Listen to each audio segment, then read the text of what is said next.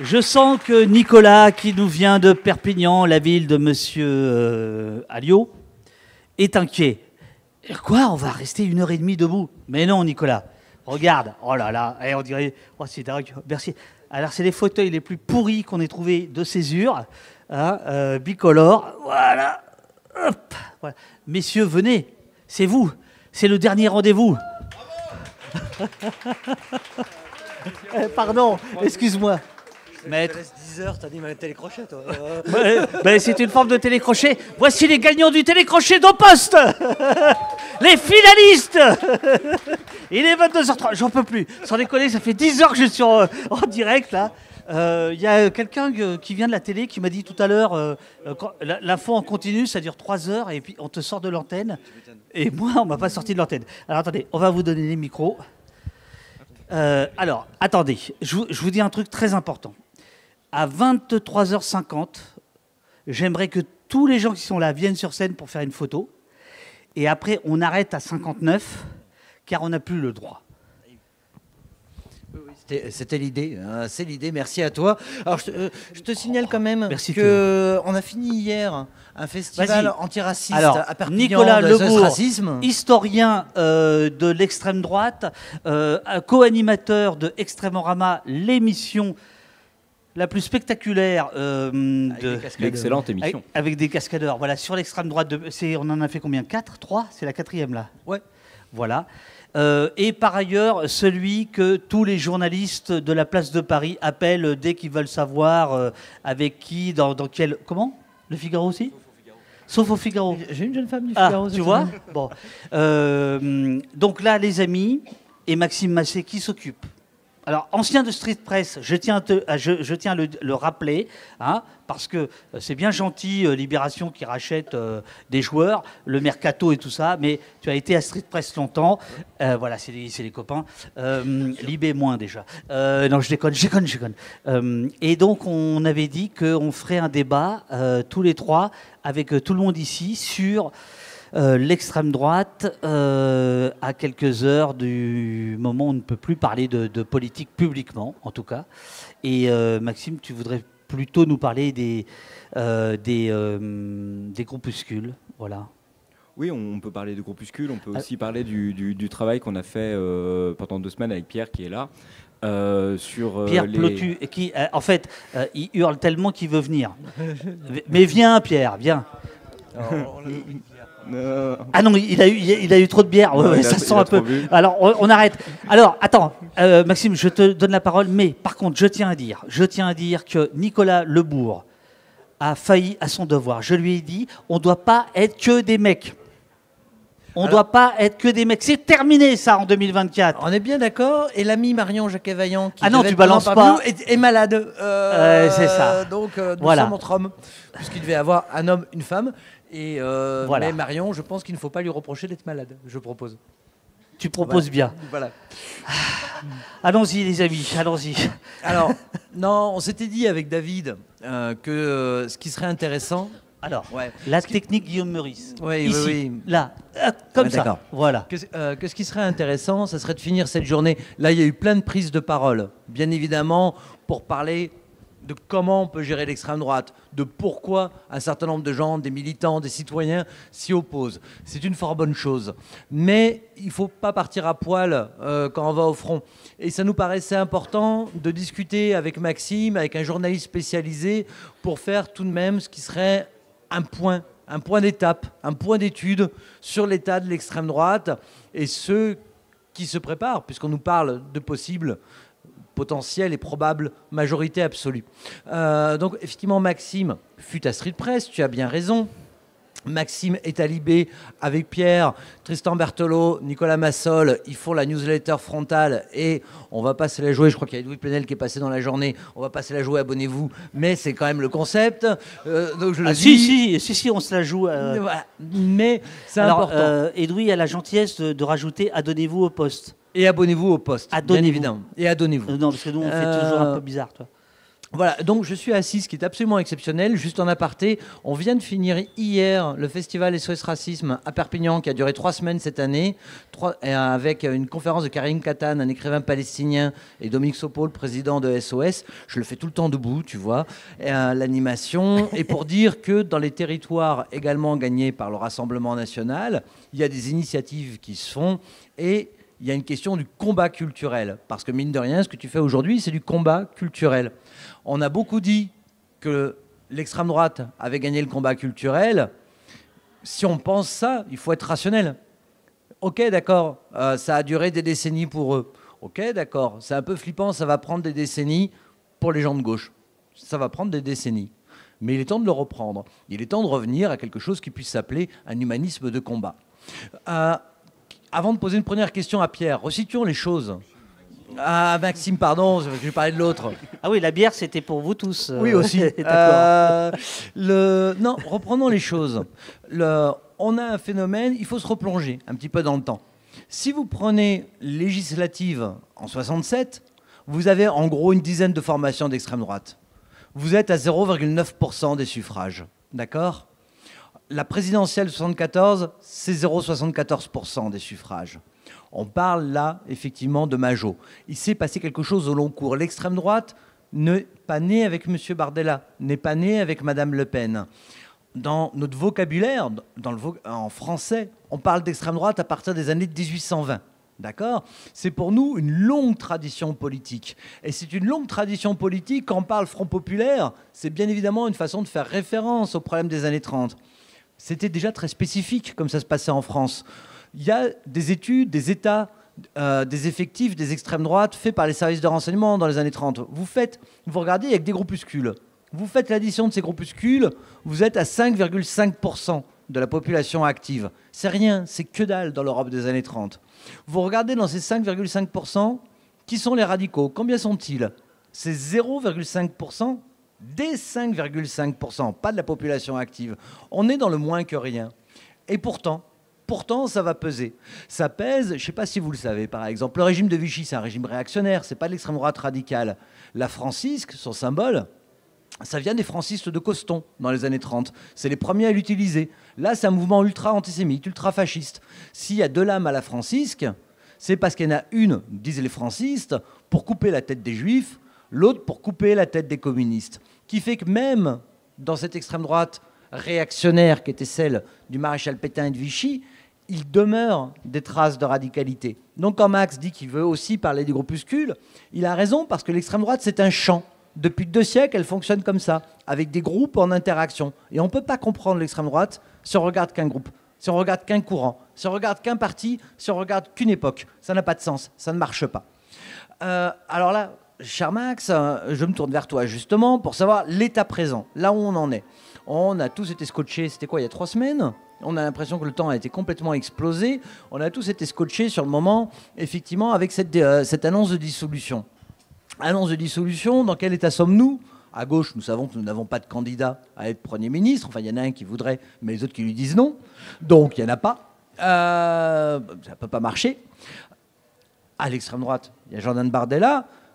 2 cohabitations. Et puis, le Premier ministre lui-même, Gabriel Attal, a dit « Le président m'a nommé en janvier, j'aimerais que les Français me choisissent ». Ça veut dire qu'il fait un coup institutionnel. Ça veut dire que c'est une cohabitation. Il ne laisse pas le choix au président de la République, ce qui est son droit constitutionnel, de choisir son Premier ministre. Il dit, si on gagne, c'est moi. C'est une configuration inédite. C'est un écroulement de la Ve République qui existe là. Dans cette situation-là, un des buzz toute la semaine dans la presse, ça a été de nous dire, c'était prévu. Il y avait un plan Matignon à dérouler. On savait exactement ce qu'on faisait, là où on allait. C'est prévu depuis des mois. Et ça, mon cher Max, en tant que journaliste qui suit l'extrême droite, j'aimerais bien que tu nous en parles un petit peu de cette sublime organisation amenant un plan parfait à se dérouler. Je pense qu'il y a 2 points importants à souligner. D'une part, le fait que l'extrême droite, et particulièrement le Rassemblement national, a été surpris par l'annonce d'Emmanuel Macron. On l'a vu à travers 3 phénomènes. Le premier, c'est une explosion de joie absolument dingue des militants d'extrême droite à l'annonce de cette dissolution à laquelle ils ne s'attendaient pas. Il y a une vraie surprise, et cette surprise est une vraie joie, parce qu'ils viennent de remporter les élections européennes, et derrière, on leur offre la possibilité d'obtenir le pouvoir, chose qui n'avait absolument jamais été faite dans l'histoire de la 5e, tu m'arrêteras si je me trompe, mais le fait de prendre une élection qui est supranationale pour en faire un scrutin national par la suite, c'est quelque chose d'assez inattendu, à la fois pour les états-majors et à la fois pour les militants et même pour les électeurs du Rassemblement national, qui voient là une opportunité de prendre le pouvoir. Ensuite, on se rend compte qu'il y a une impréparation du programme. On l'a vu d'ailleurs dans la plupart des débats, le Rassemblement national n'a pas véritablement de programme extrêmement bien établi. Il se trompe régulièrement sur, par exemple, la question de la binationalité dans la fonction publique, sur la question du chiffrage énormément de leurs propositions. Ils ont une vraie difficulté à dérouler leur programme parce qu'ils sont obligés d'effectuer des changements. On l'a vu lundi dernier lors de la conférence de presse de Jordan Bardella, qui est venu nous expliquer sur le plan international qu'il allait respecter le soutien à l'Ukraine, qu'il allait ne pas sortir du commandement intégré de l'OTAN. Et en catastrophe, il y a une semaine avant, le Rassemblement national retire de son site internet son livret programmatique sur la défense, où à l'intérieur, on a la sortie du commandement intégré de l'OTAN et une alliance avec la Russie qu'il compte d'ailleurs maintenir malgré les sanctions américaines.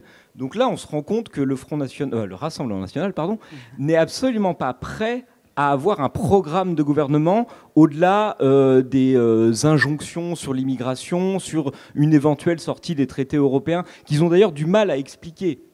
Et enfin, le dernier point qui montre l'impréparation du Rassemblement national, c'est la gestion des candidatures pour les législatives. On avait longuement expliqué, enfin en tout cas le Rassemblement national avait longuement expliqué depuis 2022 et même avant, à partir de 2017, qu'ils étaient dans un processus de professionnalisation, qu'ils avaient effectivement, comme il l'avait dit, un plan Matignon, c'est-à-dire le fait de ne plus se taper les boulets qu'il pouvait y avoir dans leur candidature avec des gens qui peuvent avoir des propos racistes. Alors, je ne dis pas que ceux qui ne les prononcent pas ne les ont pas à l'intérieur d'eux-mêmes, mais en tout cas, il y avait une espèce de ripollinage de la façade du Rassemblement national dont on connaît tous les excès. Et là, on s'est rendu compte que... Tu parles par rapport à 2002, par exemple, ou par rapport à tout le temps, en fait. Oui, mais entre il y a les deux toujours eu tours... Oui, bien sûr. Mais entre les deux tours de 2002, enfin, peut-être que tu t'intéressais pas déjà au... J'avais 12 ans. Oui, c'est ça. Mais il y avait quelque chose qui était apparu, mais de manière absolument incroyable, c'est que derrière Le Pen, il n'y avait personne. Oui, mais en fait, c'est ça. Et toutes les élections qui ont suivi l'ont prouvé. Il y avait un manque de cadre qui était présentable au Rassemblement national. Et c'est toujours exactement le même problème, parce que là, il faut choisir 577 députés. Alors, effectivement, il a pu récupérer les transfuges d'Éric Ciotti, dont on a vu d'ailleurs que pour une certaine partie, ils avaient exactement les mêmes casseroles que ceux du Rassemblement national, comme par exemple le frère de Jean-Eudes Gana, qui est le dirigeant d'un groupuscule d'extrême droite à Angers, qui s'est avéré être un antisémite compulsif comme on en trouve au Rassemblement national, alors qu'il est investi par LR à la base, enfin LR dissident. Et en fait, quand on a, avec Pierre, commencé à travailler sur la liste des candidatures, on s'est rendu compte qu'il y avait toute une série de personnes qui posaient des problèmes par rapport à la politique de déradicalisation et de dédiabolisation du Rassemblement national. On n'a eu malheureusement que 2 semaines pour faire ce travail, et c'est un travail qui est assez long, mais on a trouvé plus d'une 50aine de personnes qui, sur les réseaux sociaux, tenaient des discours racistes, complotistes et antisémites, tout en expliquant d'ailleurs dans le narratif du Rassemblement national que l'antisémitisme, c'est plus eux, c'est la gauche. Alors que il y a probablement des erreurs qui ont pu être faites à gauche sur des questions d'antisémitisme, et on a vu qu'il y a des candidats qui ont été désinvestis, mais la majeure partie des gens... Encore aujourd'hui. Encore aujourd'hui. Et le travail a été fait, et il n'y a pas de problème avec ça. La personne qui a tenu ses propos antisémites a été immédiatement désavouée par le parti politique qui l'avait investi. Au Rassemblement national, c'est pas du tout le cas. On a sorti le CV d'une dame qui s'appelle Agnès Pajar, qui est candidate dans dans la 10e circonscription de Paris, Ouais. qui parle, en parlant des Juifs, de peuple de trop, qui demande à ses followers de relire Henri Coston et Emmanuel Ratier. Alors pour ceux qui ne connaissent pas Henri Coston, tu l'as évoqué tout à l'heure, c'est un collaborationniste de l'entre-deux-guerres qui a été sous-secrétaire de l'information à Vichy, qui a passé toute sa vie à haïr les Juifs, et Emmanuel Ratier, c'est la personne qui est considérée comme son successeur. Cette personne n'a pas été désinvestie par le Rassemblement national. Et le pire dans cette histoire, c'est qu'en 2017, elle était déjà candidate. Et en 2017, on avait déjà fait un article pour dénoncer ces dérives antisémites. Ils l'ont réinvesti en conscience. Pourquoi ils l'ont réinvesti en conscience ? Parce qu'en fait, ils n'avaient personne d'autre à présenter. Ils n'avaient personne de présentable, désolé pour la littération, à présenter à la place de cette personne. Et ce phénomène, on le retrouve avec une cinquantaine de candidats, mais je suis sûr que si on avait eu plus de temps pour travailler sur ces questions, on en aurait eu beaucoup plus. Donc, malgré tout ce que dit le Rassemblement national, ils ne sont pas prêts à présenter à la fois un programme et à la fois des candidats qui ne soient pas racistes, antisémites ou complotistes. Alors, tu parlais des fautes antisémites, plus que des erreurs antisémites, je peux parler. Oui, des fautes antisémites, effectivement attachées à la gauche depuis quelques mois, avec un certain nombre de polémiques. Et c'est vrai qu'on a quand même l'impression qu'au moment où le RN arrive vers le pouvoir, je ne sais, mais il y a d'une part le fait d'avoir refilé le mistigris de l'antisémitisme, le problème essentiel, l'image de la rupture radicale et du souvenir de la violence antisémite à la gauche. Et puis d'autre part, pour aider à ça, le fait qu'on ne soit plus avec un Le Pen, que ce soit ce jeune homme, Bardella, qui porte le nom. Est-ce que toi, tu considères que ça compte, ou est-ce que sur le terrain, avec les militants, avec les candidats du RN, avec les électeurs, tu as l'impression que ce n'est pas si important que ça, qu'il a une personnalité propre, ce n'est pas le fait que ce ne soit pas un Le Pen? Justement, je me suis très longtemps posé la question par rapport à la figure de Marine Le Pen, notamment à la dernière présidentielle. On s'est rendu compte qu'il y avait chez les électeurs de Marine Le Pen un attachement presque filiale ou paternelle à la figure de Marine Le Pen. Marine Le Pen était vécue pour beaucoup d'électeurs du Rassemblement national comme une sorte de maman de substitution qui allait à la fois leur apporter de l'amour, et je pèse mes mots quand je dis ça, et la possibilité d'avoir une vie meilleure parce qu'on est allé avoir à la fin du mois 200 € de plus sur la fiche de salaire ou des aides supplémentaires pour les personnes qui étaient dans le besoin ou en situation de précarité, sans d'ailleurs que le RN soit tout à fait capable d'expliquer budgétairement comment ils allaient arriver. Là, avec l'émergence de la figure de Jordan Bardella, je pense qu'on est passé à un cap différent. Jordan Bardella est vraiment une figure pour les électeurs du Rassemblement national de gendre idéal. Ils ont en fait une espèce de transposition entre la figure de Marine Le Pen, qui a une figure extrêmement maternelle, et sur celle de Jordan Bardella, qui est présenté comme un type extrêmement propre sur lui, extrêmement lisse, qui n'a pas de casserole particulière à se reprocher, comme peut l'avoir Marine Le Pen, à la fois par sa direction du parti et par son ascendance personnelle, étant la fille de Jean-Marie Le Pen. Chez Bardella, Bardella, c'est vraiment un canard, tout glisse sur lui. Il n'y a pas de... C'est difficile de trouver un point d'accroche pour amener les gens à réfléchir sur la figure de Jordan Bardella. On l'a vu dans plusieurs débats. Jordan Bardella peut être extrêmement limité quand on touche à des sujets de fond ou à des sujets économiques. Généralement, auprès de Marine Le Pen, c'est quelque chose qui est extrêmement dépressif. On l'a vu lors du débat de 2017 face à Emmanuel Macron. Marine Le Pen s'est effondrée sur le plan économique parce qu'elle ne maîtrisait vraiment pas bien ses dossiers. Jordan Bardella a exactement les mêmes travers, et pourtant, ça ne marche pas chez lui. On ne peut pas, enfin, on n'arrive pas à impulser chez les gens une idée qui serait pas suffisamment qualifiée pour arriver aux affaires. ça n'a pas l'air de marcher sur les gens. Donc je pense que entre la figure du Le Pen et la figure de Bardella, il y a quand même un élément important à voir, c'est que Bardella, c'est extrêmement difficile de le critiquer, et peut-être qu'il y a une forme de misogynie importante chez l'électorat, et qu'on reproche des choses à Marine Le Pen qu'on ne reproche pas à Jordan Bardella. Je donne un autre exemple qui a absolument rien à voir, mais à l'extrême droite radicale, on critique Marine Le Pen, on la présente comme la nightclubeuse. Ce que tu appelles l'extrême droite radicale, c'est tout ce qui va être à la droite du Rassemblement national. C'est-à-dire à la fois le parti Reconquête, les micro-partis comme le Parti de la France, et tout ce qui va être groupusculaire. Tes amis. Ouais, mes amis, non, mais mes sujets. Tes sujets. D'études. On voit que pendant très longtemps, ces gens-là qui détestent Marine Le Pen parce qu'à la fois c'est une femme, à la fois elle a tenté de dédiaboliser un parti dans lequel ils ont tous été à un moment, sauf les plus jeunes, mais qu'ils ont admiré à travers la figure de Jean-Marie Le Pen, on va la critiquer parce qu'elle va être définie comme une nightclubeuse, celle qui s'amuse, celle qui va danser plutôt que de travailler. Et ce qui est intéressant de voir, c'est que Jordan Bardella a un positionnement parfaitement inverse. Effectivement, Marine Le Pen a eu une jeunesse, comme nous on a tous eu une jeunesse, dans laquelle elle n'a pas été forcément extrêmement assidue dans son travail, dans ses études. Bref, elle s'est amusée.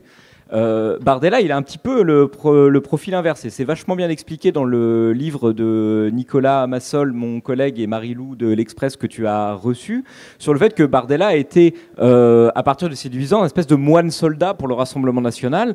Il s'amusait pas, il n'allait pas aux soirées, juste pour gratter des numéros, et il était extrêmement investi dans son travail. Et depuis qu'il est devenu une personnalité politique de premier plan, c'est quelqu'un qui fréquente plutôt les rooftops des toits de Paris que les bancs du Parlement européen, par exemple. Mais par contre, tu vois, cette critique qu'on a pu imposer à Marine Le Pen, on ne la fait pas à Jordan Bardella. Il y a presque un côté, maintenant qu'il en est là, il a bien le droit de s'amuser, quoi. Attends, non, j'ai envie de faire un petit jeu de mots. Tu as dit c'est un canard.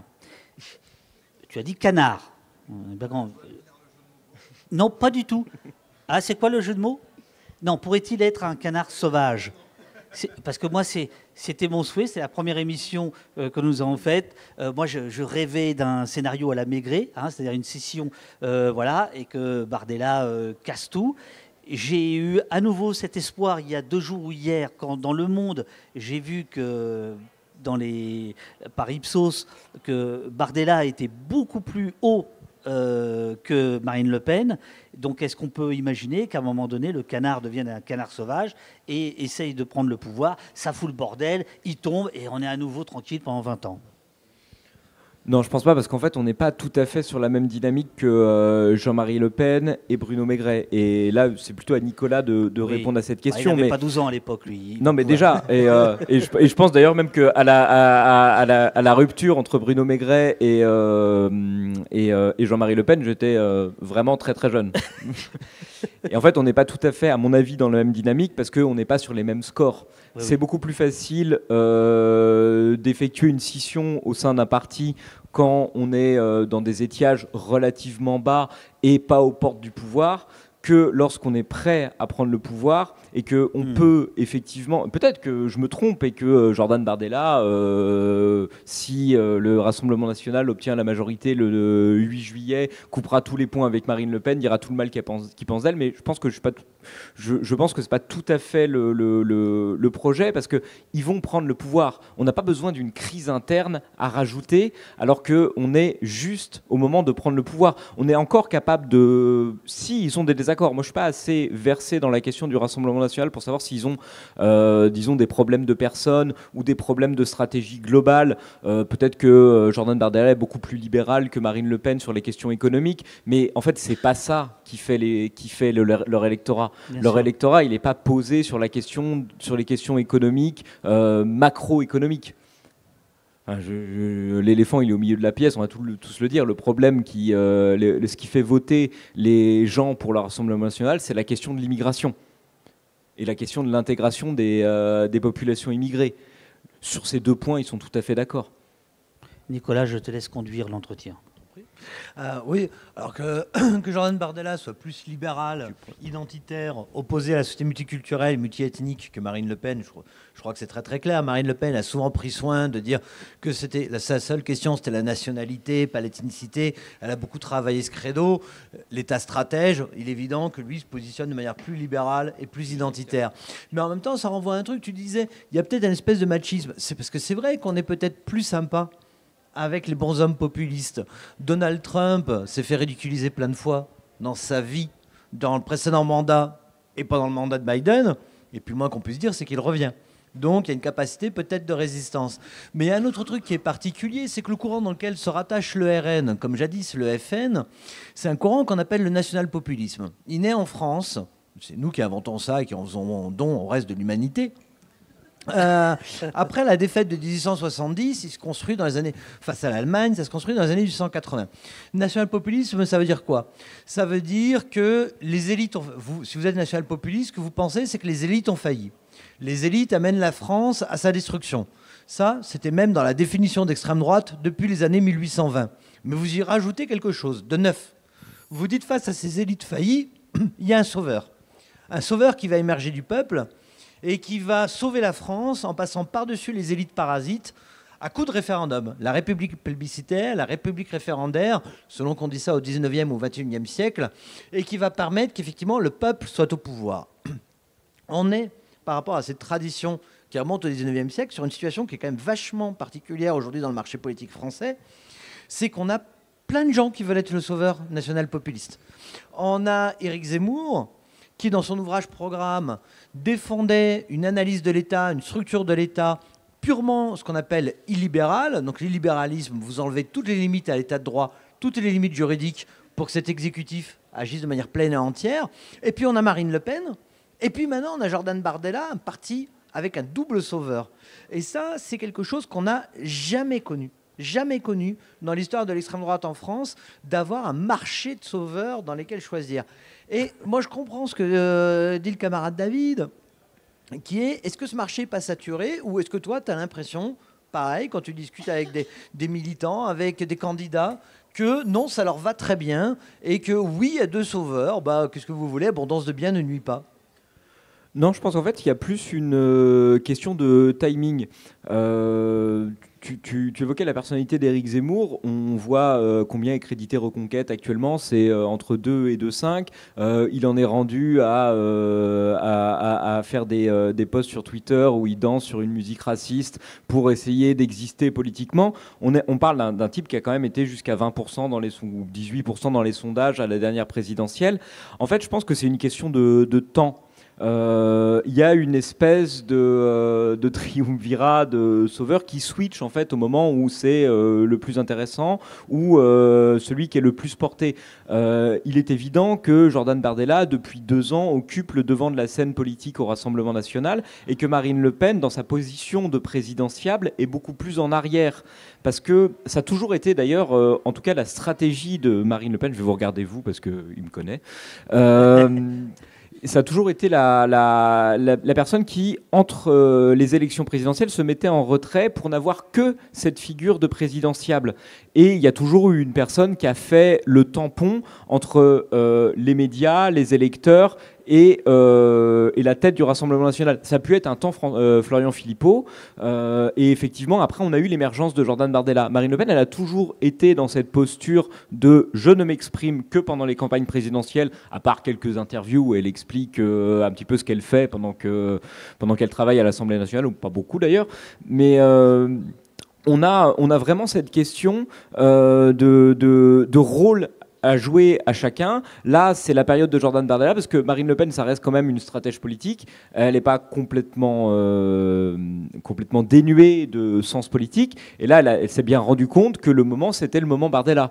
Comme elle a fait le dos rond quand Éric Zemmour avait le vent en poupe, notamment jusqu'au meeting de Villepinte en décembre 2021, où effectivement, elle est confrontée à la montée quasiment irrésistible d'Éric Zemmour. Et elle ne se pose pas en adversaire, elle fait juste le dos rond et elle attend que ça se passe. Et d'ailleurs, l'histoire lui a donné raison, puisqu'au final, c'est elle qui se retrouve au 2e tour et Éric Zemmour s'effondre complètement dans les sondages. Je voudrais, parce que je t'écoute avec passion, on avait reçu Félicien Faury il y a un mois, 3 semaines, voilà, parce que tu as parlé à plusieurs reprises de Marine Le Pen 2017, le débat, on s'est moqué d'elle, on s'est gossé, parce que effectivement, bon, elle était dans un état second et qu'elle était perdue dans ses fiches. Et Félicien, donc je rappelle, Félicien Faury, c'est ce sociologue qui a vécu 6 ans dans une ville du sud-est de la France et qu'il a passé son temps à étudier l'électorat lepéniste. Des électeurs ordinaires au seuil. Alors, si tu dis au seuil et que tu touches 5%, laisse le micro à au seuil. Ouais, mais c'est pour le dire. Voilà. Et donc, à acheter dans les librairies indépendantes. Merci bien. Et donc, ce que Félicien raconte, c'est que, en fait, pour les électeurs du RN, pour une bonne partie, c'est un mépris de classe terrible que de dire vous ne savez pas lire des fiches, vous avez des fiches, etc., etc. Est-ce que dans les groupuscules que tu étudies, il y a aussi cette idée-là de sentir un mépris de classe médiatique ou autre ou pas? En fait, c'est un peu particulier la question des groupuscules parce que on est sur des gens qui sont parfois sur des tendances politiques différentes et qui peuvent avoir un rapport d'amour-haine avec le Rassemblement national qui peut extrêmement fluctuer. Et ce qui est intéressant de voir, c'est que c'est des groupes qui ont souvent été extrêmement critiques de Marine Le Pen sur sa politique générale, mais qui, dans leur immense majorité, ont fini par la soutenir au moment des élections critiques. Par exemple, Génération Identitaire a parfois été extrêmement critique du Rassemblement national et du Front national, notamment dans sa question d'assimilation des populations immigrées. Eux, ils ne sont pas du tout sur l'assimilation, ils sont sur la remigration. Ils vont être extrêmement critiques sur ce point parce qu'eux, ils sont sur une espèce de défense de l'Occident et de la race, parce qu'eux utilisent le terme de race blanche, souvent chrétienne et occidentale.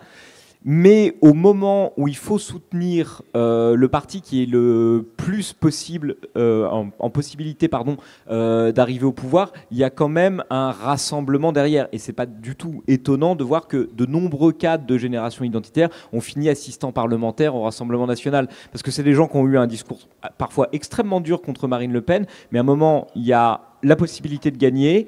Et quand on a arrêté de militer à 30 ans et qu'on a milité pendant 10 ans, que votre nom a été sorti dans la presse, c'est extrêmement difficile de trouver un travail. Et comme c'est des militants qui, pour leur grande majorité, sont quand même des militants formés politiquement, idéologiquement, qui sont capables de tenir un discours, qui ont fait des tracts, qui ont travaillé, ça fait d'excellents assistants parlementaires. Alors, je rebondis si tu veux bien, parce qu'effectivement, c'est vrai que c'est dans les groupuscules qu'on trouve les gens les mieux formés à l'extrême droite, chez les identitaires, chez les nationalistes révolutionnaires. Et le résultat, c'est souvent eux qui ont amené à la fois des pratiques, savoir organiser une manif, savoir faire un tractage, en quadrillant un territoire, et puis comment le rédiger, et en même temps, qui ont amené des idées. Et là, c'est vrai que l'impréparation du RN fait qu'on a vu le programme fluctuer sur des questions essentielles. À la présidentielle, il s'agissait de quitter le commandement intégré de l'OTAN. On ne quitte plus, c'est pas rien comme question, je veux dire. Les binationaux, ça devait être interdit jusqu'à 2022, c'était plus interdit après 2022, on revient dessus. On voit bien qu'il y a un truc comme ça. Alors, résultat, aujourd'hui, si on reste sur cette idée-là, qu'en fait, les groupuscules, c'est l'avant-garde, qui vont fournir des cadres et des idées au parti qui lui arrive. Attends, Nicolas, parce que je t'entends, mais ce dont on parle, c'est aussi les gros bras, c'est aussi ceux qui sortent dans les rues, qui mais pètent pas la sur gueule. Cette question-là. Oui, non, mais j'entends, tu vas nous parler de la. Mais ce que je veux dire, c'est les gens dont on parle, c'est quand même ceux qui terrorisent en ce moment dans les rues de Lyon, d'Angers, de Lille, même de Paris maintenant. On est d'accord, c'est bien d'eux dont on parle. Si je peux permettre une parenthèse, David, et Nicolas, je pense que tu seras d'accord avec moi, la violence et la formation militante, c'est pas quelque chose d'antinomique à l'extrême droite. Je crois que c'est Maurras qui disons soyons intellectuels et violents. Nous parlons des mêmes. Oui, on parle exactement des mêmes. Tout. Non, parce que vous les connaissez par cœur, tout ça. Oui, pardon. Vous êtes des gourmets, vous faites des petites distinctions, mais bon. Oui. D'accord. Oui. Et soyons intellectuels et violents, c'est vraiment une phrase importante à l'extrême droite. Mais donc, sur ces questions-là, si c'est ces groupuscules qui à chaque fois fournissent des idées, à chaque fois fournissent des cadres, quand on a un parti qui ne sait pas trop quoi foutre de la France dans l'OTAN, qui ne sait pas trop quoi faire de la nationalité, mais qui sait qu'il veut la changer, en fait, on peut se dire que c'est dans ces réserves-là qu'il va pouvoir puiser, même s'il devient un parti en majorité relative. Alors la question centrale, elle devient qu'est-ce qui se passe aujourd'hui justement dans ces milieux? Quelles sont les idées, quels sont les thèmes qui fait qu'on peut imaginer quelles seraient des sources d'inspiration, pas des trucs débiles qui n'inspireront pas un parti qui comptera des hordes de députés, mais qu'est-ce qui aujourd'hui paraît dans les groupuscules être de l'avant-garde du Rassemblement national et peut-être du Rassemblement national de demain? Voilà, c'est à ça que je voulais en venir, camarades. Très bien. C'est une question assez difficile. On n'est pas chez les cons. Non, mais je ne sais pas si c'était à moi qu'il fallait la poser de façon générale. Mais en fait, je pense que le programme qui est, en tout cas dans les grandes lignes sur la question migratoire, qui est posé par le Rassemblement national actuellement, il convient au groupuscule parce que c'est une étape. Il faut bien comprendre que pour eux, la réduction ou l'arrêt de l'immigration, c'est uniquement une étape. Le Rassemblement national le voit comme une fin en soi. C'est-à-dire qu'à partir du moment où on aura arrêté l'immigration, on aura réglé une partie des problèmes parce que ça permettra de retirer du budget de façon plus ou moins magique, d'ailleurs, que pour ne pas citer le président de la République. On va déshabiller Paul pour habiller Jacques. La question chez les groupuscules, c'est de se dire, une fois qu'on est arrivé au pouvoir, avec des gens qui partagent une grande majorité de nos idées, on va pouvoir influer à l'intérieur. Et on a déjà réussi à imposer l'arrêt de l'immigration, à imposer ce thème de la question du grand remplacement, parce que même si Marine Le Pen se refuse à l'utiliser, Jordan Bardella l'utilise. Et il faut bien se rappeler que le grand remplacement, la question de cette théorie fausse dénoncée par tous les chiffres des chercheurs sérieux et profondément conspirationniste du grand remplacement, on la retrouvait il y a 10 ans uniquement sur d'obscurs blogs de la fachosphère. Elle a réussi à émerger dans le débat public, au point d'ailleurs qu'en 2017, une candidate de la droite dite républicaine s'en empare pour dire il n'y a pas de résignation au grand remplacement ou au grand déclassement. Donc c'est une façon de valider aussi l'existence de cette théorie. Éric Ciotti, qui a récemment rallié le Rassemblement national, croit et valide cette théorie.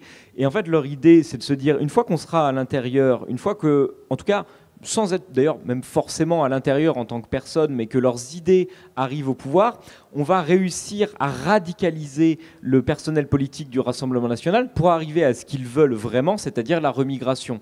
Et la remigration, on a vu que Marine Le Pen, lorsque ça a été proposé par l'AfD, qu'il y a eu cette réunion à Potsdam à côté de Wannsee, de l'idée de renvoyer dans leur pays toutes les personnes immigrées récemment ou même de parents immigrés. Marine Le Pen a été vent debout, a dénoncé les positionnements de l'AfD en disant que ce n'était pas du tout son positionnement. Mais quand on regarde les réseaux sociaux des cadres, des candidats du Rassemblement national, on retrouve cette idée de remigration partout. Il y a à la fois au Rassemblement national la position officielle, celle du président en exercice et de la candidate annoncée pour 2027, et celle que pensent vraiment les cadres. Il y a une espèce de... En fait, la poudre aux yeux, c'est peut-être un peu fort parce qu'on est quand même sur des gens qui ont une position extrêmement radicale sur ces questions. Mais voilà ce qu'ils attendent, les groupuscules. Ils attendent l'affirmation d'un peuple qui serait blanc, chrétien, peut-être d'ascendance européenne pour les moins nationalistes et les plus européistes de la bande. Mais c'est ça, vraiment, sur lesquels ils fantasment. Même des mouvements actuellement nationalistes révolutionnaires qui avaient une position un peu moins tranchée sur la question de l'immigration ou sur la question de l'assimilation sont devenus des groupuscules qui sont suprémacistes. Le GUD, par exemple, il n'y a qu'à voir les réseaux sociaux du GUD, on se rend bien compte que malgré leur position pro-palestinienne par antisémitisme, on est sur des gens qui sont foncièrement suprémacistes. Bah justement, à propos du GUD, comment l'annonce de la dissolution est vécue par les groupuscules concurrents ou amis? Est-ce que c'est discuté? En fait, c'est assez simple. Le GUD, c'est donc un mouvement qui avait quand même échappé à la dissolution depuis 58 ans, je crois. Il est fondé en 68. Il fonde Ordre Nouveau, qui est dissous en 73, mais lui n'est pas dissous. Ensuite, il va être le mouvement de jeunesse d'unité radicale qui est dissous en 2002, lui n'est pas dissous. Il est à l'origine de la fondation du Bastion social qui va être dissous en 2019, lui n'est pas dissous, qui fait que le GUD avait une espèce de super totem d'immunité qui faisait qu'il était à chaque fois épargné. Et puis là, il y a eu effectivement la dissolution annoncée par le ministère de l'Intérieur. Je te laisse rebondir. Si tu veux. Ils ont produit un communiqué après cette dissolution qui était quand même attendue. Elle a probablement été précipitée par l'annonce de la dissolution, mais elle était quand même attendue parce que Gérald Darmanin ne sait lutter contre l'extrême droite radicale que par les dissolutions, ce qui produit généralement assez peu d'effets, sauf des cas extrêmement particuliers de structures très importantes comme Génération Identitaire. Ils font un communiqué pour dire... Certes, on nous dissout, nous prenons acte de cette dissolution, mais nous allons continuer à nous battre jusqu'à la victoire ou jusqu'à ce que le soleil n'existe plus. C'est-à-dire qu'en fait, ils prennent la dissolution avec une légère désinvesture. C'est-à-dire que même s'ils s'appellent plus... La phrase, c'est jusqu'à ce que le soleil n'existe plus ? Oui, c'est ça. Ah ouais. Ils ont un truc avec le soleil. Le soleil noir et tout ça, là. Ah ouais. Voilà. Donc en fait, ils prennent acte de ces dissolutions parce que c'est l'édition d'un groupement de faits. Il n'y a pas d'association qui est derrière, il n'y a pas de sanctions administratives importantes. Il y a très peu en France de poursuites pour reconstitution de ligue dissoute. Je crois pour les groupuscules d'extrême droite, des 20 dernières dissolutions, on en a une qui a abouti à une condamnation, c'est celle d'Yvan Benedetti et de l'œuvre française, et une qui est en cours de judiciarisation, c'est Génération Identitaire, à travers des structures sœurs qui n'avaient pas été dissoutes au moment de la dissolution de Génération Identitaire. Mais au final, la dissolution, elle a quand même assez peu d'effets à la fois sur leur capacité d'organisation, parce qu'ils étaient rentrés depuis la dissolution de Génération Identitaire dans un process d'atomisation des groupes à des niveaux régionaux, voire extrêmement locaux, limités à des villes, ce qui fait que du coup on ne dissout plus un groupe national, donc ça devient beaucoup plus difficile de les dissoudre parce qu'il faut monter un dossier administratif à chaque fois, ça prend du temps, ça emmerde les gens des services, c'est parfois assez difficile parce qu'il n'y a pas forcément des éléments matériels pour prouver leur racisme, leur violence. Et au final, on se rend compte que ces dissolutions, à part des effets d'annonce, elles ne diminuent pas leur violence, elles ne diminuent pas leur capacité de propagande et elles ne diminuent pas leur capacité à recruter. Alors justement, excuse-moi, il y a Mr. Coltrane dans le chat qui dit à Lyon, les dissolutions, ça n'a rien bougé, ça n'a eu aucune incidence. Non, effectivement, il a totalement raison. Ah, toi. Ouais, alors en plus, Lyon, c'est un territoire particulier. Il faut bien voir que la cartographie de l'extrême droite radicale est quasiment la même depuis un siècle. Et que Lyon fait partie de ces centres. C'est extrêmement stable quand on travaille sur les fichiers militants.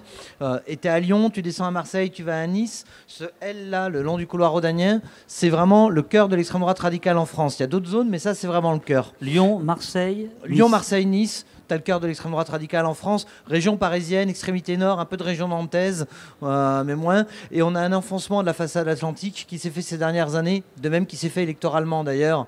Il y a des convergences là-dessus, et de même d'ailleurs dans les territoires de la ruralité, où aujourd'hui il y a beaucoup de radicaux violents d'extrême droite, alors que c'était totalement un phénomène urbain, et aujourd'hui ça s'est étendu dans la ruralité.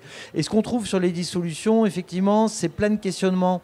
Parce que des dissolutions, il y a des groupes, les nationalistes, ils descendent par 6, 7, 8 dissolutions, des premières dissolutions qui sont faites par la loi de 1936. Donc évidemment qu'on peut se reconstituer. Ça a des effets sur ce que dit Max. Ça a un effet aujourd'hui, c'est effectivement on a des groupuscules communaux. On ne peut plus monter une bécane, on ne peut plus monter un groupuscule à l'échelle nationale. On voit qu'on se fait dissoudre. Qu'est-ce qu'on fait ? On le fait à l'échelle de son territoire. Résultat, on fait un espèce de national-syncrétisme. Avant, vous aviez une ville, en particulier une ville étudiante où vous avez un vivier par exemple, une ville un peu grosse. Bah, vous allez avoir un groupuscule de telle orientation, et puis un autre groupuscule de telle orientation. Maintenant, il y a un groupuscule dans le territoire qui fait la synthèse, un petit peu de néofascisme, un petit peu de pensée identitaire, peut-être une pincée d'action française, et hop, un territoire, un groupuscule. Ça a un risque d'effet pervers.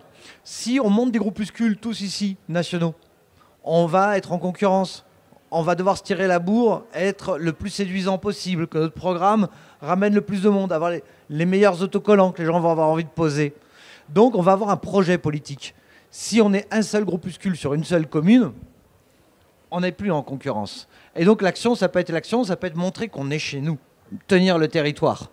Et là, si on tient le territoire, en fait, on fait monter la pression de violence. Ce qui fait que la question des dissolutions, elle est parfois réussie Il y a plein de dissolutions qui ont fait baisser le niveau d'activisme. 2002, 2013, il y a moins de violence d'extrême droite après ces dissolutions. Il y a des tentations terroristes chez certains, mais il y a moins de violence statistiquement. Par contre, aujourd'hui, on a fait tellement de dissolutions qu'on a un risque de montée de la violence. Voilà. Alors justement, montée de la violence, il ne s'agit pas, dans les derniers 40 minutes qui nous restent, de tabler sur la peur. Voilà, on a fait 12 heures de live, tout le monde a compris qui il fallait voter, mais n'empêche que moi j'aimerais savoir, est-ce que les groupuscules que tu étudies se sentent pousser des ailes comme jamais, ou est-ce que c'est une peur que nous avons, un fantasme chez eux, ou au contraire, c'est genre tout est ouvert et ça va tabasser? En fait, je pense que le plus simple, c'est de donner des exemples. Le soir même de la victoire de Jordan Bardella, enfin de la liste Rassemblement National aux européennes et de la dissolution, on a 4 individus qui appartiennent au GUD, au groupe Union de Défense, dont un de leurs principaux leaders, Gabriel Lousteau, le fils, qui sont interpellés à proximité du Panthéon parce qu'ils viennent d'agresser plusieurs personnes, dont une personne qui a pris des coups de bâton et de ceinture. Ils vont être amenés en garde à vue et face aux policiers qui vont les interroger, ils vont dire cette phrase qui est absolument effrayante: vivement dans 3 semaines, on pourra casser du PD comme on veut. On est quelques heures après l'annonce de la dissolution, donc une hypothétique victoire dans des législatives qui vont avoir lieu 3 semaines plus tard. 2 jours après, le mardi, on a une manifestation à Nancy contre l'extrême droite qui est attaquée par des individus d'extrême droite. 2 jours après, à Lyon, il y a une manifestation qui a lieu, encore une fois, de la part d'organisations de gauche contre l'extrême droite. La manifestation se passe relativement bien. Et le soir même, les identitaires, les membres des groupuscules lyonnais font une descente en ville, agressent des gens, tabassent des gens à la personne des cafés parce qu'ils ont l'outrecuidance de les avoir hués lorsqu'ils sont passés.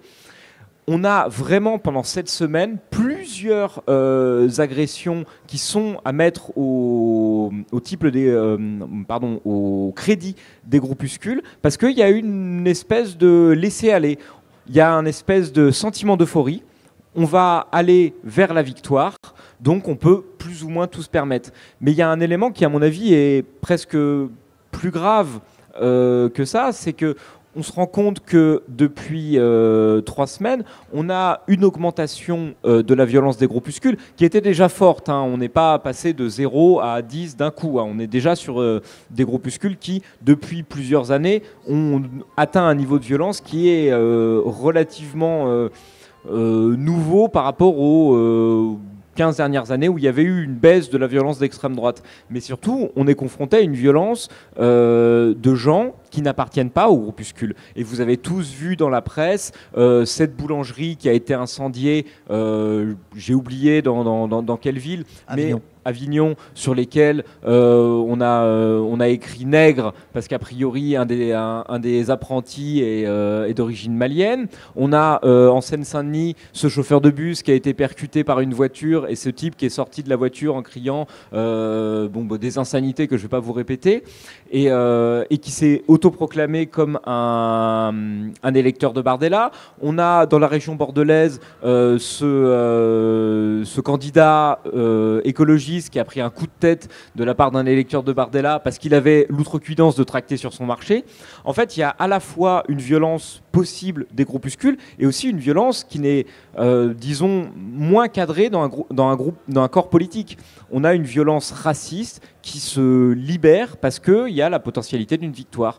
Et il y a malheureusement, je ne suis pas là pour vous annoncer les 7 plaies d'Égypte, mais un risque important, à mon avis, de recrudescence des violences racistes qui sont déjà extrêmement hautes en France, après une possible victoire de Jordan Bardella.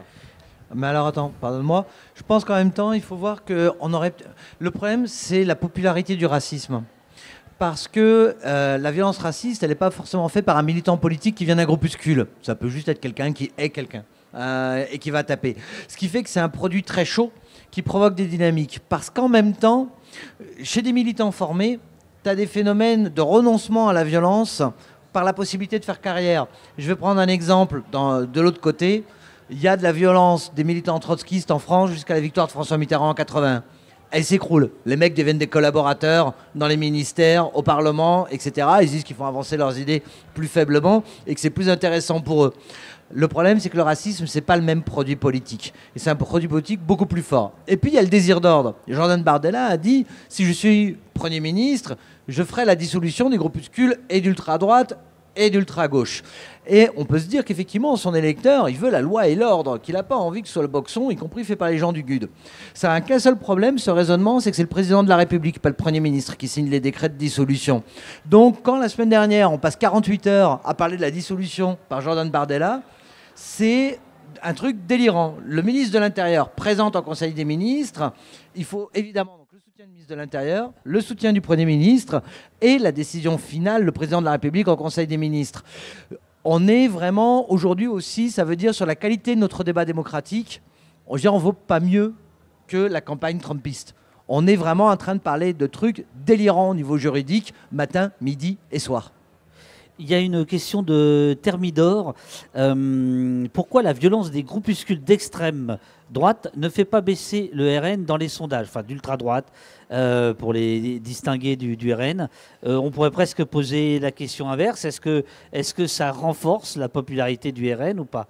Ces violences, alors sont-elles médiatisées? Nous, on a l'impression d'être au courant presque de chaque agression, mais le sont-elles en dehors de nos cercles? Je ne sais pas. Mais en tout cas... quelle relation on pourrait faire? Je vais prendre un exemple très simple. C'est celle du meeting d'Éric Zemmour à Villepinte en décembre 2021. On a tous vu les images de ces militants pacifiques des SOS Racisme qui se font tabasser par essentiellement d'ailleurs des nervis du GUD, mais aussi des gens qui sont des spectateurs d'Éric Zemmour, qui n'appartiennent pas forcément à des mouvements politiques, mais qui vont décharger un trop-plein de violence sur ces gens qu'on leur présente. Et c'était très courageux de leur part de le faire, mais presque sur un plateau, parce qu'ils n'avaient aucun secours à attendre de la part du service d'ordre d'Éric Zemmour. Il faut bien se rappeler des réactions politiques et des réactions parfois médiatiques de ce qui s'est passé au meeting de Villepinte. On est sur une relativisation de la violence. On vient expliquer que ces militants des SOS Racisme ont provoqué ces violences en s'affichant pacifiquement, avec un message qui est juste non-racisme. Ça devrait être juste la base sur laquelle on devrait tous être d'accord. On a une diminution de ces violences volontaires de la part de certaines chaînes qui appartiennent au groupe Bolloré, où on vient nous expliquer presque que ces militants l'ont bien cherché, que si des militants d'extrême droite l'avaient fait dans un meeting de gauche, ça aurait été encore bien pire. On est à peu près dans la même dynamique que ce qui s'est passé un petit peu hier sur la place de la République, où en fait on est venu nous expliquer sur CNews ce matin que c'est absolument scandaleux que tout le monde ne soit pas solidaire de ces militantes de Némésis qui ont été passées à tabac selon le récit qui a été fait par l'extrême droite. Alors qu'on a vu effectivement qu'on est sur un récit complètement fantasmé de ce qui s'est passé. Totalement. Et en fait, moi je pense que ça ne fait pas baisser le RN uniquement parce qu'en fait on est sur un degré d'acceptation de la population des violences racistes. Et il ne faut pas se leurrer, le vote du Rassemblement national, c'est aussi un vote d'adhésion sur ces choses-là. Les gens ne sont pas, malheureusement, et c'est terrible, ils ne sont pas choqués par ce qui s'est passé à Villepinte. On n'est pas choqué par des nervis qui frappent des femmes, des jeunes hommes. On a tous vu cette militante de génération de SOS Racisme, qui se présente face aux caméras de télévision en sang et se faire houspiller sur les réseaux sociaux parce que, soi-disant, c'était fake, soi-disant, elle n'avait pas été frappée. On est sur un degré d'acceptation de la violence raciste qui fait que, en fait, ça ne fait pas baisser le Rassemblement national parce qu'il y a toute une frange de la population qui est tout à fait capable d'accepter ces violences. Tu me permets? J'aime bien les chiffres. En 30 ans, les actes antisémites ont progressé dans ce pays de 885%. 885%. 885. Les actes racistes ont progressé de manière générale, donc contre les Noirs, les Arabes, etc., ont progressé de 565%. 5, 6, 5. Le moins qu'on puisse dire, c'est que ça n'occupe pas tout l'espace politique. Ça n'occupe pas tout l'espace politique, y compris dans notre famille politique. On a entendu parler d'antisémitisme résiduel. Si 885% de progression, c'est résiduel, je ne sais pas quel chiffre il faut pour que ce soit un problème.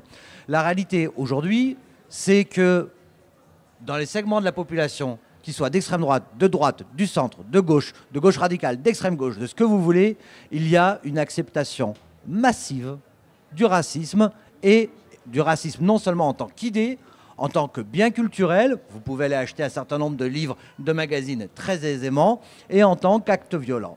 C'est la réalité statistique. Je m'adresse à l'historien et ensuite aux journalistes. Tu as parlé de 1936, donc c'est effectivement les décrets qui permettent les dissolutions. Au départ, c'était pour dissoudre les ligues fascistes. Et le Front populaire, il naît finalement d'une lutte contre le fascisme. Est-ce que aujourd'hui, les groupuscules, quand ils voient le nouveau Front populaire, ça leur dit quelque chose? Est-ce qu'ils ont une mythologie, rien? Ils n'ont rien. Non, en fait, c'est pas une question qui les préoccupe. Ils ont une acceptation de la gauche qui est hyper large. Les LR qui ont dit merde à Éric Ciotti, c'est la gauche pour eux. Hein. Donc l'émergence du nouveau Front populaire, ils en sont quand même assez loin. C'est pas une question pour eux. D'ailleurs, on le voit, et Nicolas, qui a beaucoup travaillé sur les violences d'extrême droite à travers le projet que tu as mené, dont j'ai oublié le nom, Vioramil, merci. Sur des années 80 jusqu'à à peu près 2010, on se rend compte qu'en fait la largeur du spectre de ce qui est acceptable d'agresser pour le militant d'extrême droite, il s'est considérablement élargi. Sans vouloir verser dans la mythologie, mais en 68, militants d'extrême droite et de gauche radicale se battent, et il y a très peu de militants PS ou des groupes des radicaux de gauche qui se retrouvent dans les bagarres au quartier latin. On est opposé essentiellement aux maoïstes contre des néofascistes ou des royalistes. Maintenant, le simple fait d'être un militant à Europe Écologie Les Verts, qui a priori ne brille pas par leur radicalité violente, ça fait de vous des cibles d'extrême droite. On peut se faire casser la gueule parce qu'on tracte pour Europe Écologie Les Verts. C'est quelque chose qui a énormément changé. On n'est plus sur des oppositions de gens qui ont, entre guillemets, accepté l'acceptation de la violence physique. Comme peut y avoir dans certains groupes de gauche radicale où on accepte la violence physique comme combat politique. A priori, à Europe Écologie Les Verts, on n'accepte pas la violence comme combat politique. Par contre, ça fait de vous des cibles. Et c'est ça qui a changé. C'est qu'en fait, la quantité de cibles a évolué. Mais le fait que ça s'appelle Nouveau Front Populaire, NUPS, ou... ça n'a pas de... Ils en ont rien à foutre. En fait, vous êtes des gauches. Voilà. Et la gauche, ça commence très tôt pour eux. Il y a quand même un truc sur ce que tu dis, sur le 6 février 34, enfin les dissolutions de 36. C'est essentiellement des groupuscules de l'extrême droite réactionnaire. Il y a un petit peu de fascistes dedans, mais c'est surtout des groupuscules d'extrême droite réactionnaire. Ça vient du 6 février 34, cette gigantesque émeute qui finit dans un bas de sang, avec de l'extrême droite, mais aussi des militants communistes, ça a plus été tué ensuite, et ça reconfigure la vie politique. Mais ça invente aussi quelque chose. Dans la suite du 6 février 34, à l'extrême droite, on se dit, mais on est divisé en groupuscules, qui a vraiment un cas particulier français. On est divisé en groupuscules comme des cons, on n'arrive pas à grand-chose, alors qu'ailleurs en Europe, il se passe des choses. Qu'est-ce qu'on peut faire? Et ils inventent une stratégie, l'idée d'une plateforme commune. On continuerait chacun nos groupuscules avec nos projets, nos utopies. Toi, t'es royaliste, toi, t'es fasciste, toi, t'es républicain. Chacun continue son groupuscule. On va faire une plateforme commune pour faire un combat commun. Cette plateforme, elle va être baptisée le Front National. Son programme minimum, c'est le travail français aux travailleurs français. En 1972, quand le mouvement Ordre Nouveau crée le Front National, il est sur cette idée-là. Et le premier meeting du Front National, quand ils vont chercher Jean-Marie Le Pen, c'est eux qui le créent, mais ils vont chercher Jean-Marie Le Pen, c'est avec le Front National... En 74, c'est ça? 72. 72, pardon. Avant le Front Populaire. Et c'est le thème. C'est avant le Front Populaire, le Front National, sinon ça sera le Front Populaire. Quand même, la question de la gauche est une question importante pour les mobilisations. Là-dessus, la dissolution du GUD peut d'ailleurs être recadrée. Quand on regarde, là aussi, quand on fait des stats, Les fréquences de violence du GUD sont toujours liées aux fréquences de mobilisation de la gauche. Vous avez des grands mouvements de mobilisation de la gauche, des grandes manifs, etc. Vous avez des violences du GUD. Quand il n'y a pas de gauche, quand elle est atone, il n'y a pas de GUD. La gauche représente un facteur de mobilisation essentiel pour le déploiement de l'énergie et de l'énergie violente à droite. Est-ce qu'il y a des questions dans le public? Il nous reste 20 minutes. Oui. Oh, vas-y Nicolas, vas-y, je suis rincé. Non, Ah oui, tu avais un micro? Merci beaucoup. C'était une question sur les groupuscules et les violences qu'on a pu voir à la suite de la dissolution. Il y a une image qui m'a marqué, moi, c'était lors d'une manifestation contre le racisme. Un groupuscule qui surgit pour attaquer la manifestation et qui se réfugie ensuite derrière des CRS.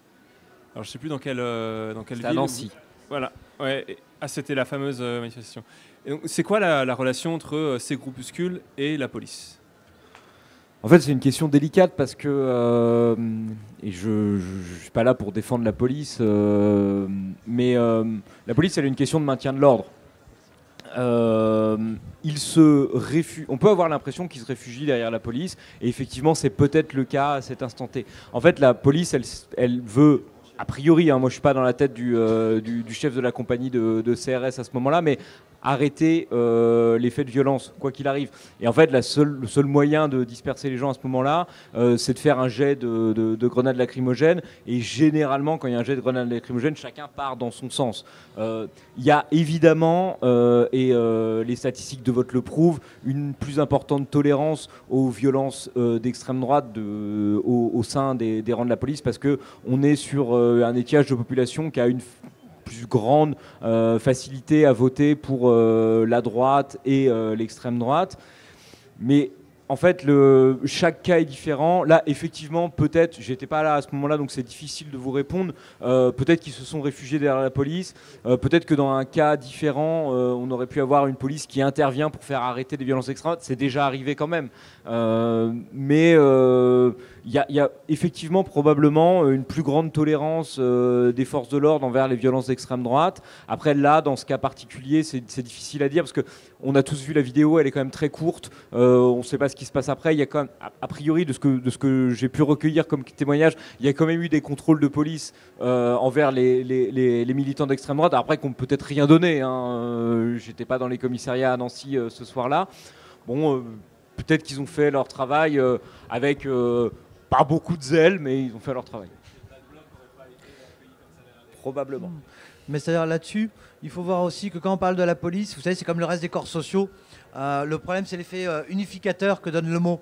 Parce qu'en fait, effectivement, les bureaux de vote où on a des casernes, effectivement, de gendarmes, de CRS, etc., ça nous permet d'avoir un indicateur rationnel de la polarisation politique. Et là, on voit que sur ces corps-là, effectivement, de forces de sécurité, on a bien un magnétisme de l'extrême droite qui est fort.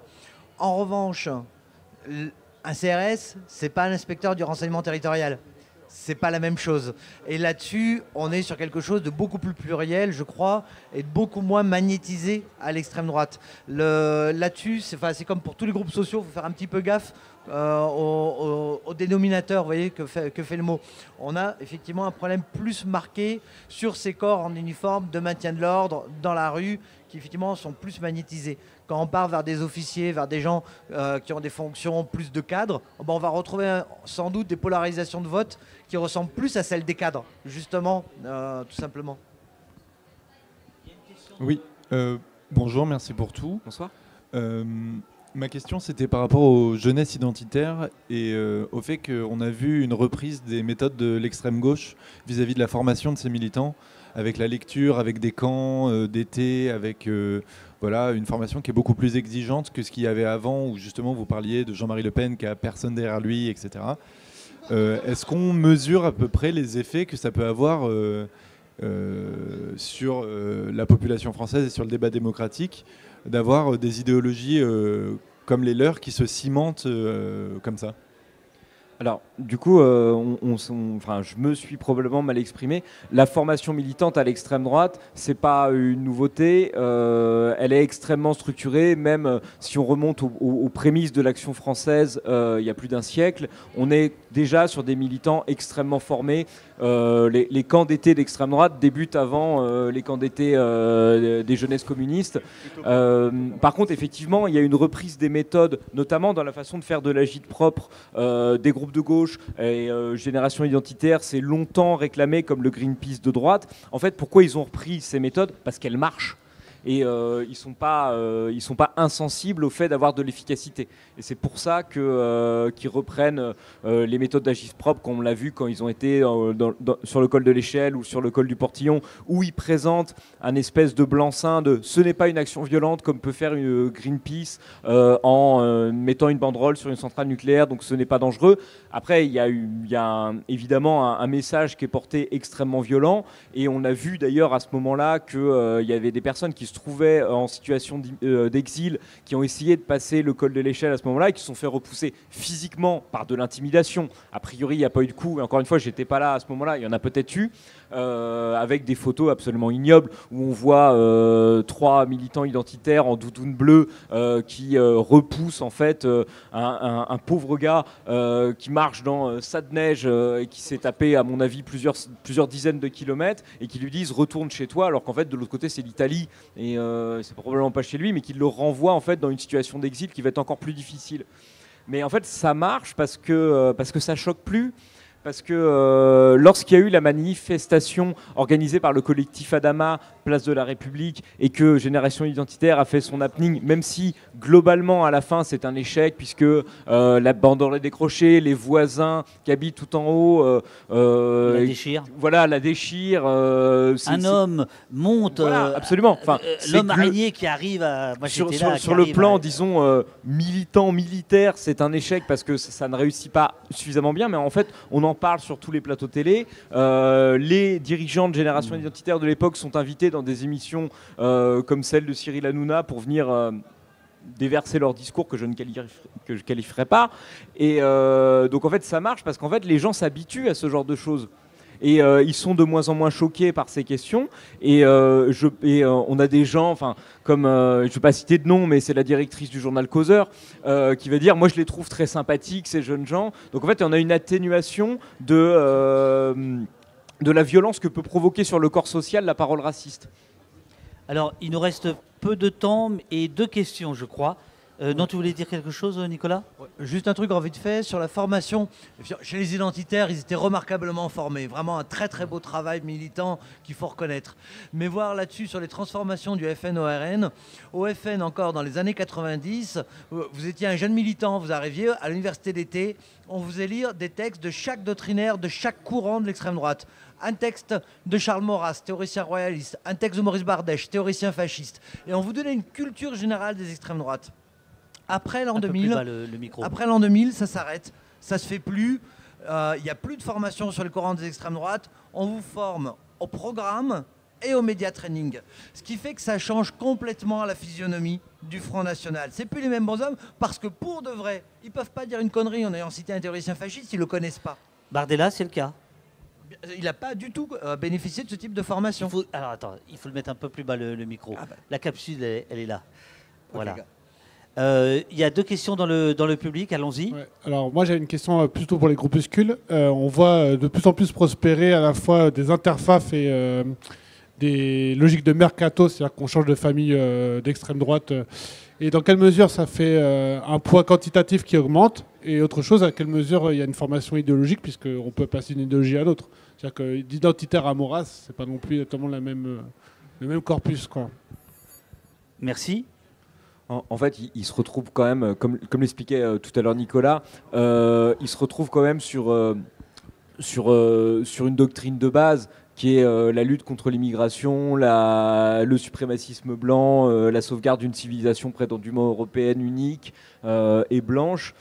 Et sur les phénomènes de mercato, en fait, c'est quand même assez simple. Généralement, les gens qui militent à l'extrême droite radicale, lorsqu'ils sont amenés à changer de région pour des questions de travail ou des questions de vie personnelle, ils se rapprochent du groupe qu'ils trouvent sur place. Et il y a une espèce de flexibilité entre les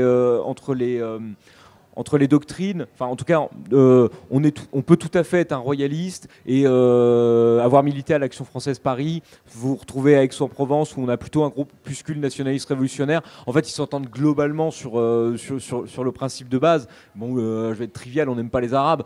Et ça cimente les gens. Après, il peut y avoir des problèmes de personnes au sein des groupuscules, mais on ne va pas avoir de... Je veux dire, on n'est pas sur un Mao Spontex et un trotskiste qui vont être incapables de s'entendre sur la doctrine. Il va quand même y avoir un élément de base qui va les rassembler. Ça va être le racisme, ça va être le rejet de l'autre. Donc sur ce point-là, ils ont une espèce de grande flexibilité sur ces questions. Juste sur l'aspect quanti, en très vite, sur l'aspect quantitatif, l'estimation du renseignement territorial, c'est à peu près 3300 personnes, c'était 3000 en 2019, donc une variation faible. Seul problème 2019, il y a des européennes. Un groupuscule comme la dissidence française, il faut imprimer soi-même le bulletin à une liste, fait 4500 voix. Il y a aussi la liste de la ligne claire qui fait 1500 voix. Cette année, on serait à 3300, mais Forteresse Europe, là aussi, il faut imprimer soi-même le bulletin, c'est plus de 5000 voix. Cas un peu particulier, la liste Diodo-Lalanne, mais qu'on va parler au conspi, c'est du 5000 voix. À l'évidence, les estimations sont un peu faibles quand on voit le nombre de bulletins qui sont mis qu'il faut imprimer soi-même. Avant de vous donner la parole, il nous reste 18 minutes. Je salue les raiders de chez Lex. Ça fait presque 12 heures qu'on est en live. Oui, je vais donner, je vais donner la parole. On est en train de terminer notre débat sur l'extrême droite, l'ultra droite, les groupuscules.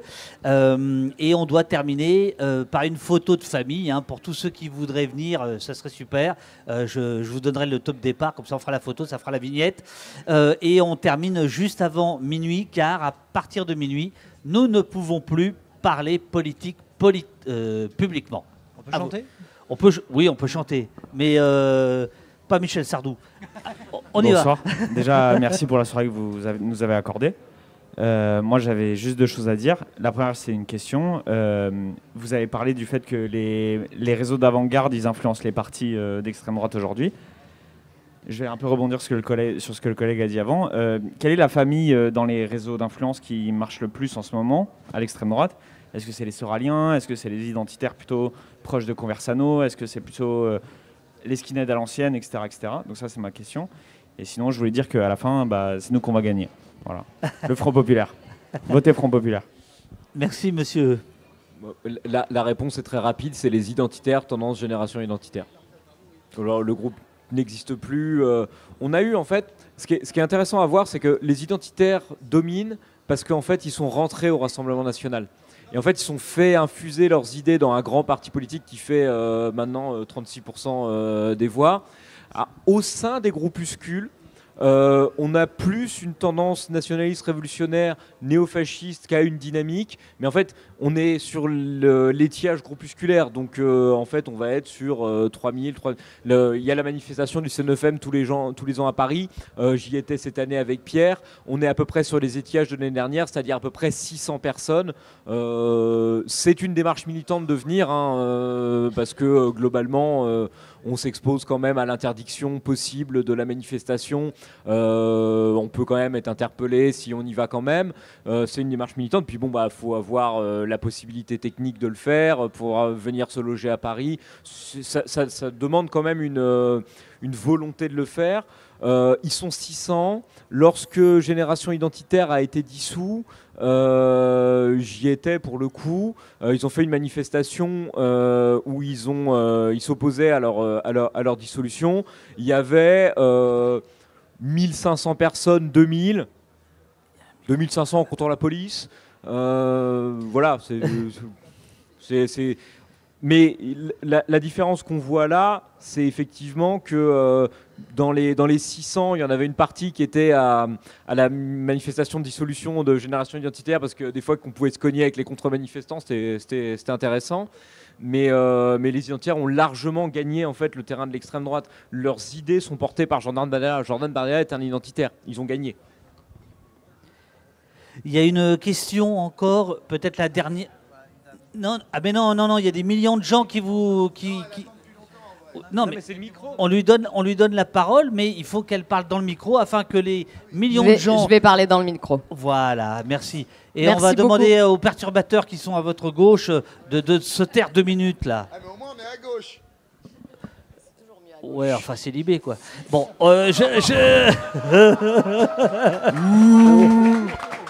Oh là, oh le regard sévère. On est le seul journal à avoir 4 personnes qui travaillent à temps plein sur Oui, on l'extrême est au courant. Rappelle-nous d'où tu viens, David. Tant qu'il y aura du rock. Francine... Moi, madame. je vais défendre David Dufresne. à vous. Je voudrais juste profiter de ce micro pour dire qu'il y a un documentaire qui s'appelle Un pays qui se tient sage et que s'il y a encore des personnes dans l'audience qui ne l'ont pas vu, c'est une question de salubrité publique de le regarder, vraiment. Et je pense que ça a un lien direct avec tout ce que vous avez fait toute la journée. Et c'est un documentaire élémentaire qui aurait dû être diffusé sur toutes les chaînes de télévision du service public, vraiment. Donc merci beaucoup. Figurez-vous que J'ai pas c'est fini. Bolloré qui l'a acheté. C'est Canal Plus qui l'a diffusé. Ouais, bah alors on pourrait tenir des heures sur... on pourrait tenir des heures sur ça. Et moi, je l'ai regardé, même pas chez Bolloré, je l'ai regardé sur un site de streaming russe. Oh là, oh là, oh là, oh là. Ah ouais, Voilà. on vous écoute. Vous Et aviez c'est une la que- dissidence russe qui diffuse Un pays qui se tient sage. Ah non, mais ça c'est parce que effectivement le pouvoir russe a beaucoup médiatisé les gilets jaunes. Et d'ailleurs dans le film Un pays qui se tient sage, on voit bien à un moment donné Poutine qui instrumentalise. qui instrumentalise face à Macron en disant moi je ne blesse pas, moi je ne mutile pas les manifestants. Parce qu'il les attrape avant. Voilà, vous avez vu le film, très bien. On vous écoute. Pardon, La oui, question. je voulais... En fait, c'est pas tant une question que donner une observation sur le discours, puisque vous êtes historien et que les historiens font un travail qui est fondamental. Dans ce que vous venez de dire depuis à peu près 1 heure, donc vous avez passé en revue les mécaniques intellectuelles et comportementales des personnes identitaires et des groupes, parce que moi je les appelle pas des groupuscules à ce niveau d'imprégnation dans la population. Je pense que le terme groupuscule, il est plus adapté. C'est des groupes, parce que le phénomène est trop ample pour dire que c'est des groupuscules, c'est des groupes dangereux. Et je fais cette intervention simplement pour que vous puissiez éventuellement rebondir. Vous êtes concentré sur ce qui constitue, entre guillemets, la base dans la population des électeurs du Front National, du Rassemblement National.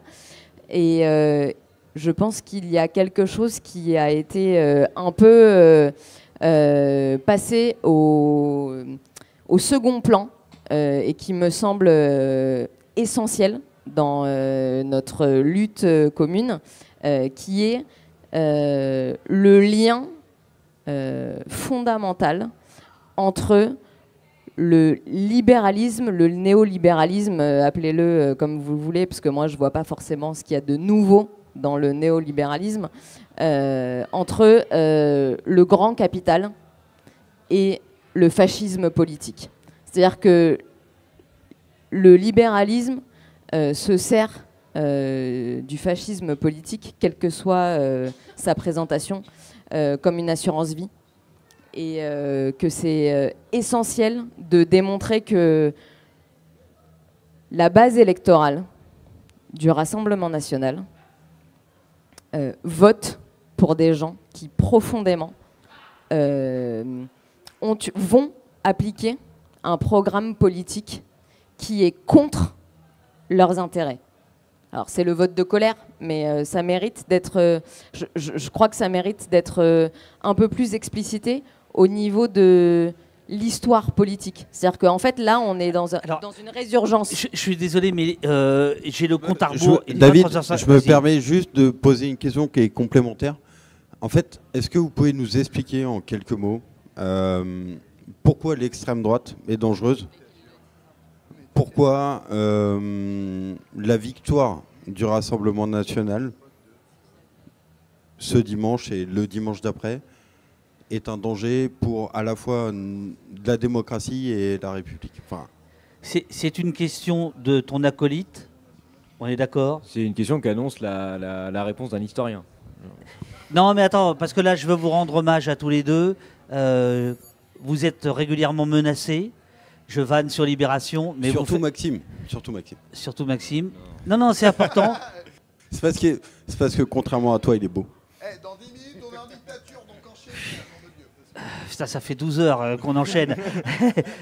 Donc voilà, vraiment, je veux vous rendre hommage comme aux copains de Street Press. J'admire le calme avec lequel tu parles de tout ça, parce que c'est pas fastoche d'avoir les infos que vous produisez régulièrement. Voilà, je voulais le dire avant que ça s'arrête. Et puis, vous répondez, et puis tout le monde rapplique, et je fais la photo de famille. Si vous voulez bien. Moi, je vais pas répondre parce que je suis vraiment pas qualifié sur la question du néolibéralisme et j'aurais peur de dire des bêtises. Je veux juste ajouter à ce qu'a dit David. Je voudrais surtout qu'on félicite les consoeurs qui travaillent sur l'extrême droite, parce que c'est beaucoup plus difficile de travailler sur l'extrême droite quand on est une femme. On n'est pas confronté aux mêmes menaces. On est confronté régulièrement à des menaces de violence sexuelle. C'est beaucoup plus dur. Il faut aussi, voilà, on pense à Camille Vigogne, on pense à Daphné, on pense à toutes les consorts, on pense aussi à Marie-Lou, qui ne sont pas confrontés aux mêmes choses que nous, hommes cisgenres. On pense aussi aux journalistes qui sont racisés, qui travaillent sur l'extrême droite, qui sont susceptibles d'être beaucoup plus confrontés à la violence. Et on pense aussi, une dernière fois, aux journalistes qui travaillent en local sur l'extrême droite, parce qu'ils font un travail encore plus difficile que le nôtre, parce qu'ils sont susceptibles de croiser les gens sur lesquels ils écrivent quand ils vont acheter leur pain. Et ça c'est extrêmement difficile. Ça demande beaucoup de courage, et ces gens-là, on n'en parle jamais. Ah oui, c'est très Marine, important. on a oublié Marine Voilà. Turchi, bien sûr. Je plus sois. Allez, on se lève pour inviter tout le monde à venir. Si, réponds. Mais le temps que les gens arrivent. Alors, en deux mots, pendant que vous venez, venez. les amis. Pendant que vous venez, les amis, je ne crois pas à la thèse du lien entre la dictature ouverte du capital via le fascisme. Nonobstant, quand on parle de Gramsci, de la question effectivement de l'hégémonie culturelle, c'est celle de faire un bloc social, d'avoir des gens qui ont des intérêts économiques divergents, qui vont être rassemblés par une vision du monde. Et qu'est-ce qui marche aujourd'hui? Effectivement, on le voit souvent quand l'extrême droite est au pouvoir en Europe, eh ben, les partis dealent la partie sociale de leur programme contre la partie identitaire, contre le fait de s'en prendre aux immigrés, faire des politiques de fierté nationale. Et effectivement, résultat, ce sont des politiques qui sont des politiques antisociales. Elles sont antisociales et elles sont problématiques sur le plan de la démocratie. Le modèle qui s'étend, celui du libéralisme, on enlève tous les garde-fous juridiques, on enlève tous les contre-pouvoirs. Éric Zemmour le disait très bien dans son livre-programme, si je suis élu, je ne tiendrai pas compte du Conseil constitutionnel, je ne tiendrai pas compte du Conseil d'État, je ne tiendrai pas compte de la Cour européenne des droits de l'homme. J'aurai le marché libre et vous aurez l'exécutif fort. Et c'est ça la forme politique qui est en train de prendre le pouvoir. Il n'y a que des garçons là. On a évoqué Trump. Il n'y a que Voilà, des mecs c'est ce là, qui vient. quasiment. Mesdames, parce que sur la photo, ça va être terrible. Non, moi. Voilà. Il y avait- Allez, le poing gauche levé. Porcherie. Ben oui, alors les jeunes, mettez-vous devant. Voilà. Voilà. Voilà. Ah, carrément, c'est l'équipe de France là. On dirait une photo de classe. Non, mais c'est la C'est photo l'équipe classe, de France de la réflexe. contestation. Eh bien, venez, monsieur, venez aussi. Tu vas nous faire un Venez. claquis dans 2 minutes. Venez. Nique le RN et ceux qui portent ses idées. Siamo tutti antifascisti. Siamo tutti antifascisti.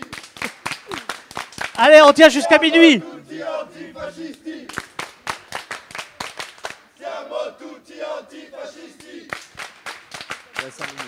Siamo tutti antifascisti. Eh non, il faut tenir encore 5 minutes jusqu'à minuit.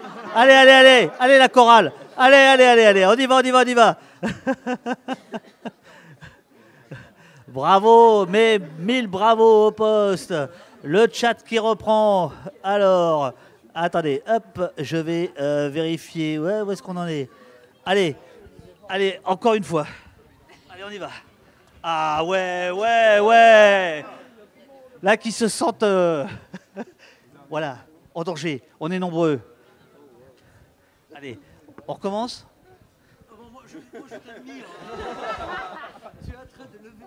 Alors, qui le fait? Non, moi, j'ai pas le rythme. Je sais pas. Faites-le, je vous suis. Allez, Libé. Siamo tutti antifascisti. Siamo tutti antifascisti. Siamo tutti antifascisti. Siamo tutti antifascisti. Siamo tutti antifascisti. Siamo tutti antifascisti. Siamo tutti antifascisti. À dimanche soir, on sera au QG du nouveau Front Populaire. Dimanche, au QG du nouveau Front Populaire. Et ensuite, place de la République, puisque les partis de gauche ont déjà appelé à la manifestation dimanche soir. Demain, dodo, hein, m'en voulez pas. Merci les amis. Bravo David. Merci à vous.